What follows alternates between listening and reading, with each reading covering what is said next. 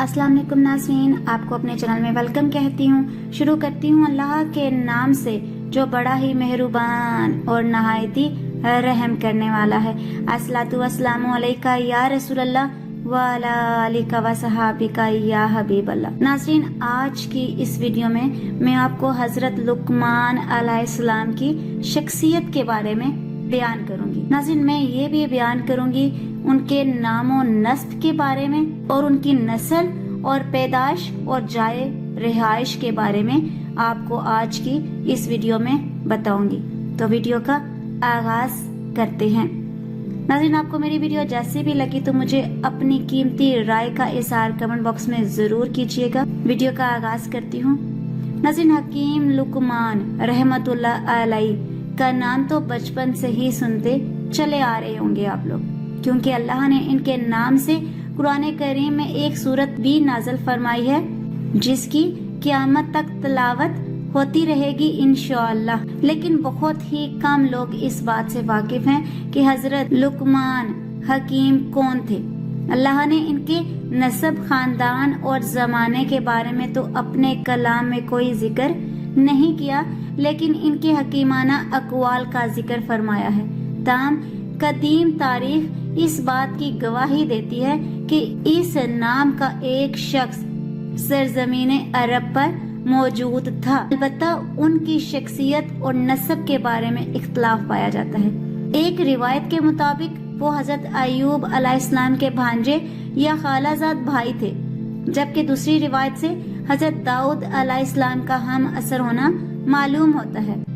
नाज़रीन, अक्सर मौरखीन की राय है कि हकीम लुकमान रहमतुल्लाह अलैह अफ्रीकी नस्ल थे और अरब में इनकी आमद बहसियत गुलाम हुई थी। जमहूर उलमा का इत्तेफाक है कि हकीम लुकमान नबी नहीं थे और न इन पर वही नाज़िल हुई, क्योंकि कुरान और हदीस में किसी भी जगह कोई ऐसा इशारा मौजूद नहीं है कि हकीम लुकमान के नबी या रसूल होने पर दलालत करता हो।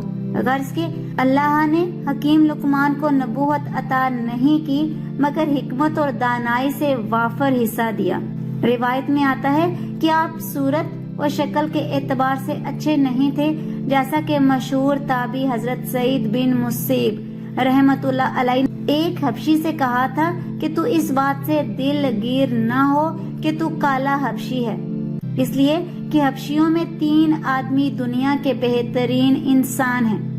एक हजरत बिलाल हबशी, हजरत उमर फारूक रजी अल्लाह ताला अन्हा के एक गुलाम और हकीम लुकमान रहमतुल्लाह अलैह। गर्ज के हकीम लुकमान के हालात जिंदगी और जमाने में इख्तलाफ के बावजूद पूरी दुनिया इनको एक मशहूर शख्सियत तस्लीम करती है। जाहिलियत के मोहतद शोरा ने भी इनका तज़किरा किया है। नाज़रीन, अब बात करते हैं इनके नामो नस्ब के बारे में। नाज़रीन, हकीम लुकमान को अमूमन लुकमान बिन अफकान बिन सदून बताया जाता है, लेकिन अलामा सहेली ने इनका कहा है कि इनका नाम जरीर और इलामा फंबी ने लुकमान बिन सारान बताया है। हजरत लुकमान को अमूमन लुकमान बिन अफकान बिन सदूद बताया जाता है, लेकिन अलामा सहेली ने इनका नाम जरीर बताया है और कहा है कि इन्हें इस नाम से भी पुकारा जाता है। और एक और नाम भी इनके बारे में है कि इनको सारान भी कहा जाता था। आपको हजरत अय्यूब का भांजा भी कहा गया है और ये भी कहा गया है कि आप इनके खालाजाद भाई थे। एक कौल के मुताबिक आपने हजरत अय्यूब अलैहिस्सलाम से इल्म सीखा और हजरत दाऊद का जमाना पाया और बनी इसराइल में काजी रहे। सिलसिला नस्ब लुकमान बिन अनकान बिन मरून था। इब्ने कसीर मरून को सदून लिखते हैं। तफसीर मुहाबुर रहमान में इनका सिलसिला नस्ब इस तरह भी दर्ज है। लुकमान बिन बस्तूर बिन नाखूर बिन तारिख और तारिख हजरत इब्राहिम अलैहिस्सलाम के बाप थे।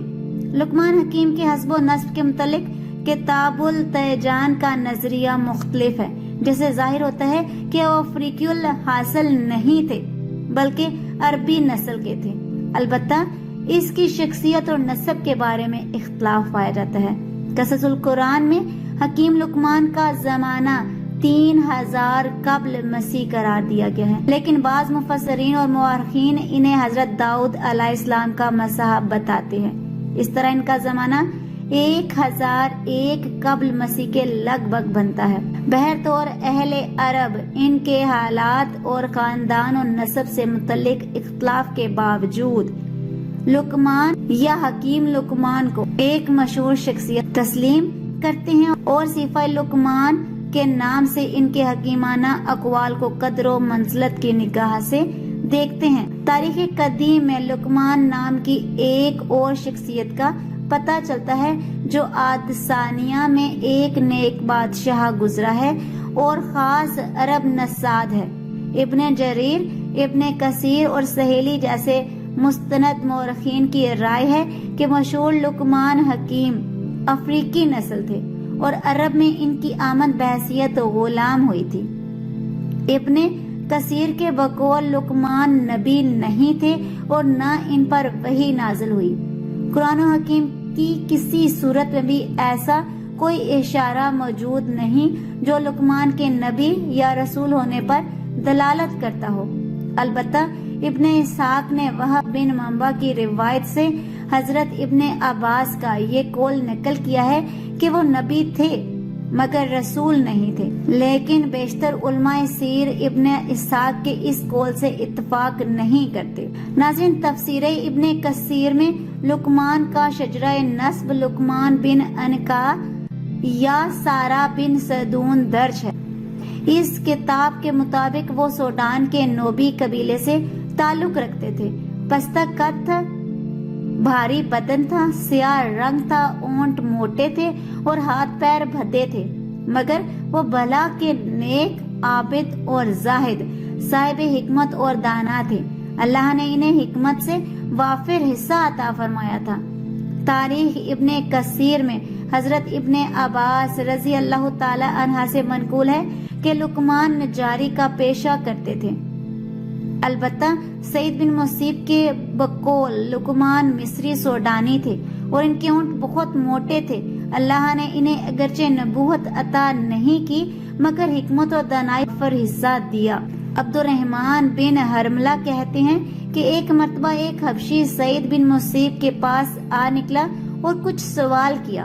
انہوں نے کہا، اس بات سے دل گیر نہ ہو کہ کالا حبشی ہے، اس لیے کہ سوڈانیوں میں 3 آدمی دنیا کے بہترین انسان ہوئے ہیں، ایک حضرت بلال حبشی، دوسرے حضرت عمر رضی اللہ تعالی عنہ کے ایک غلام اور لقمان حکیم جو سوڈانی نوبی تھے، اور ان کے اونٹ بہت موٹے اور بھدے تھے۔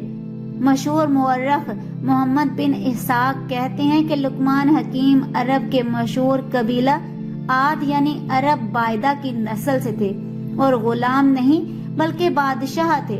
وہب بن منبع کا کہنا ہے کہ جب شداد بن عاد کا انتقال ہوا تو حکمت ان کے بھائی لقمان کو ملی اور اللہ نے لقمان کو وہ چیز عطا فرمائی جو اس زمانے کے انسانوں میں سے کسی کو نہیں عطا کی تھی۔ اللہ نے اسے 100 انسانوں کے برابر ادراک اور حاسہ عطا فرمایا تھا اور اپنے زمانے کے لوگوں میں سب سے زیادہ طویل قامت تھے۔ اور وہاں بھی یہ بھی کہتے ہیں کہ لقمان بن عاد کا نسب ملتات بن سلک بن وائل بن حمیر تھا اور وہ نبی تھے لیکن رسول نہیں۔ الارض قرآن کے مصنف بھی یہی دعویٰ کرتے ہیں کہ لقمان حکیم اور لقمان بادشاہ ایک ہی شخصیت ہے اور وہ عاد ثانیہ کے نیک بادشاہوں میں اور بہت بڑے حکیم اور دانا تھے، اور عرب میں لقمان کے نام سے جو صیغہ منسوب تھا وہ انہی لقمان عاد کا ہے۔ وہب بن منبع کی روایت ہے کہ جب شداد بن عاد کا انتقال ہوا تو حکومت اس کے بھائی لقمان بن عاد کو ملی۔ لقمان کو 100 آدمیوں کے برابر حاسہ ادراک عطا ہوا تھا اور اپنے زمانے میں سب سے زیادہ طویل القامت تھے۔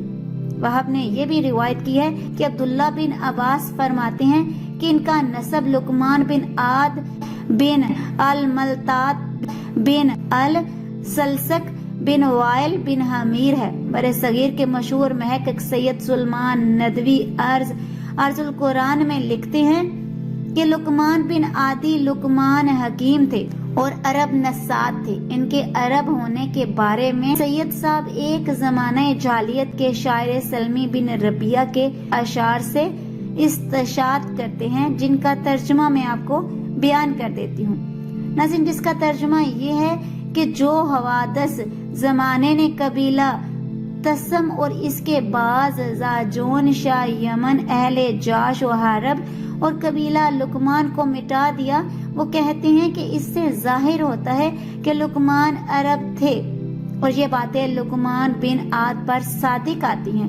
اس لقمان کا ذکر اخبار عبید میں بھی موجود ہے، جہاں اسے عاد الاخرہ میں سے بتایا گیا ہے، اور یہ لوگ حضرت ہود کے وہ متبعین تھے جو ان کے ساتھ عاد اولا کی تباہی کے بعد حضر موت وغیرہ میں آباد ہو گئے تھے.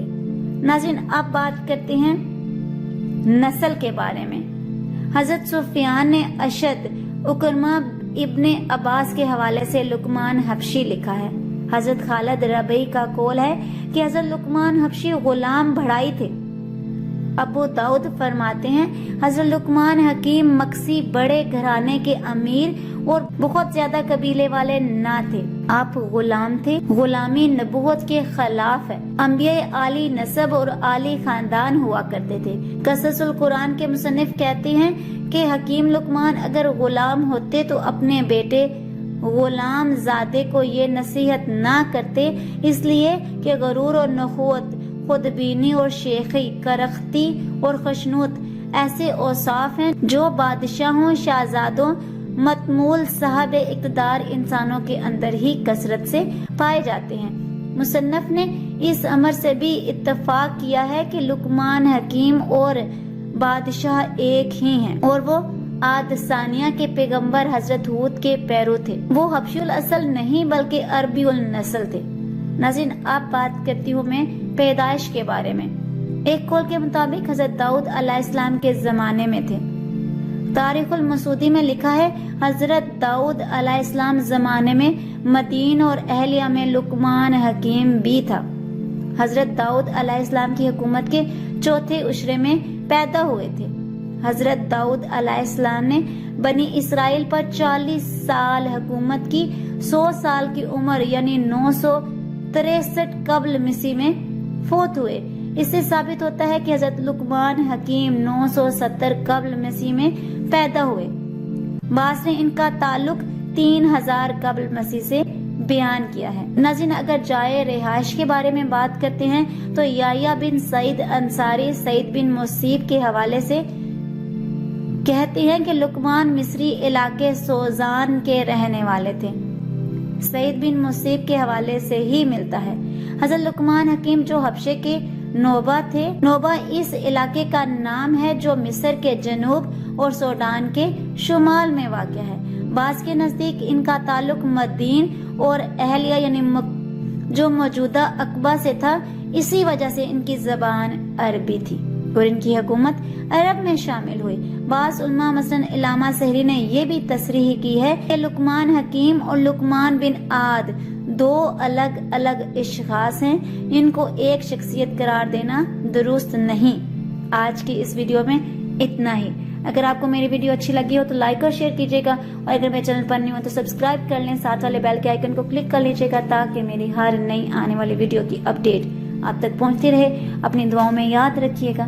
ملتے ہیں اگلے ویڈیو میں. تب تک کے لیے اللہ حافظ.